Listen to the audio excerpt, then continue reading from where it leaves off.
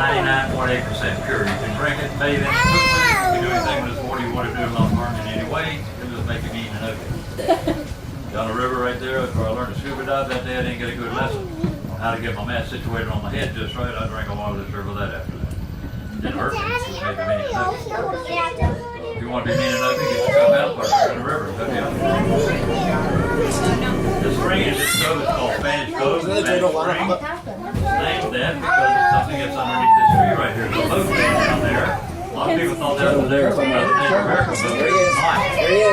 That was a Spanish.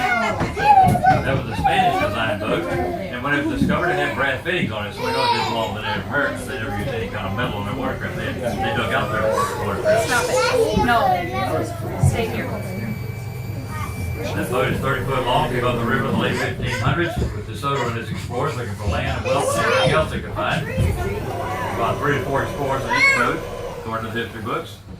And kind of the Ocala tribe. The Ocala were previously Timucuatl. They came to this area and changed their name. The city of Ocala got its name from the Ocala Native Americans.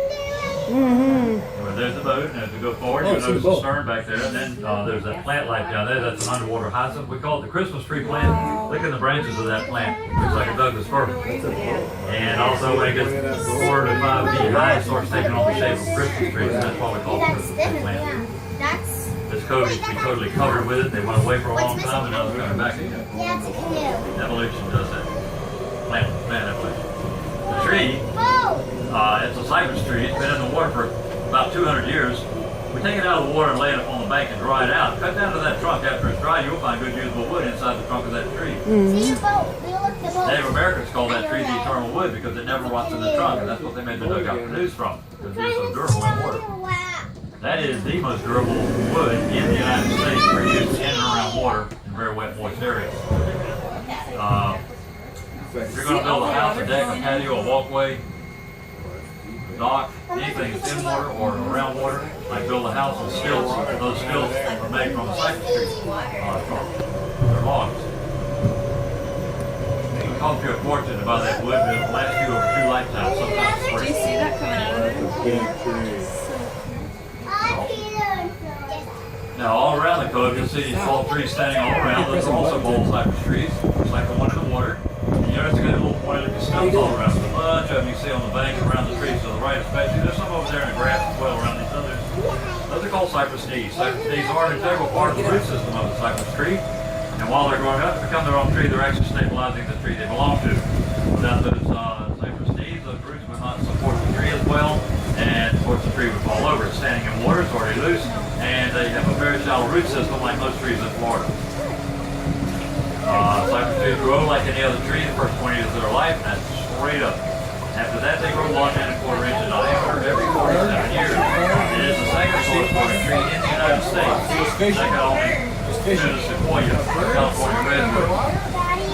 Now, the oldest living tree in the park is on the other side of this island we've been beside since we left the dock on those. Over there is the 14 waterway where we used to do the Jungle Cruise and the 14 River Cruise, the history ride.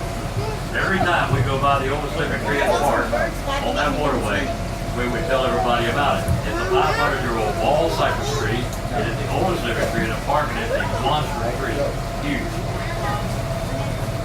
About 2.5, 3 years ago, the whole island was shut down. We stopped doing cruises, but one day I had an older gentleman on my boat before that happened. And after I passed that tree, I was telling him about it. He raised his hand and said, "Well, I know exactly how old that tree is." I said, "Really? How old is it?" He said, "It's 547 years old." I said, "How do you know that?" Well, I was here 37 years ago. They told me then it was 500 years old. It's 537. Okay. In the background, way back on the right-hand side, way over there, you'll see a big building with colonial columns in front of it. That's where we have our concerts. The entertainers get on the front porch, everybody sits in the yard and have a ball. It's a lot of fun. We have a really good time doing it. They're renovating the building now, all new electric, plumbing, blue, you guys may do it. And they're going to take all the rock wood they painted over last year and replace it and then paint it again. That building we almost knew when they get through with it.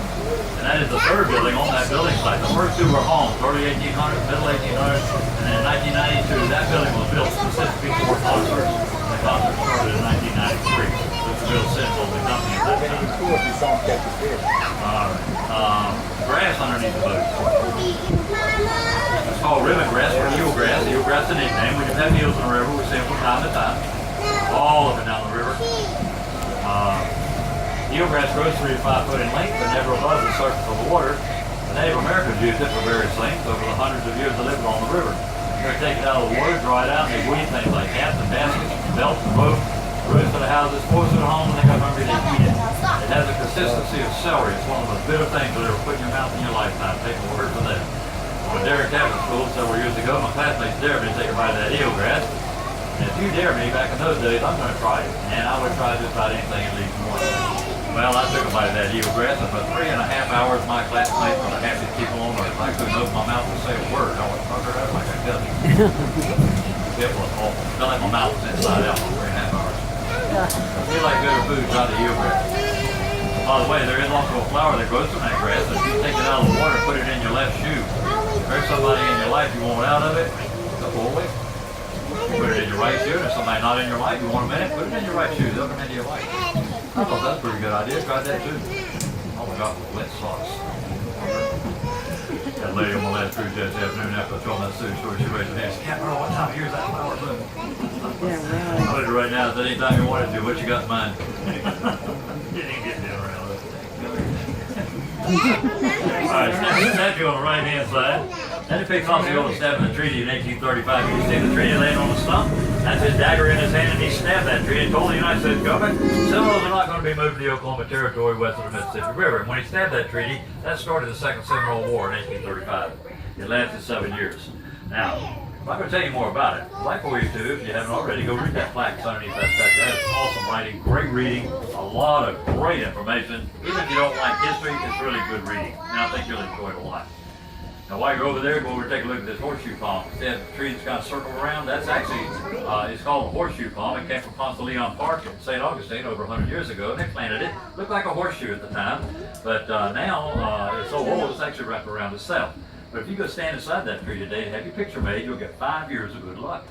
Now, if you don't have good luck in 5 years, come back and do it again. You get 5 more years added on. Isn't that pretty good? That's like buy one, get one, 5 years apart. Now, let's say you do have good luck. When you hit the lottery between now and 5 years from now, then you come back and roll.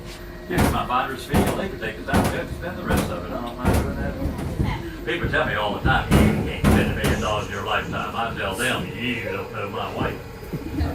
I met my wife, she was 5 years old. Folks, I should have seen the handwriting on the wall. First thing she ever said to me in her life, 5 years old, can I have a nickel for a piece of bubble gum? I knew bubble gum was a penny a piece, but I gave her that nickel anyway. I've been married to that woman for 55 years. Yep. That nickel's got a bunch of zeros behind it, so good luck, guys.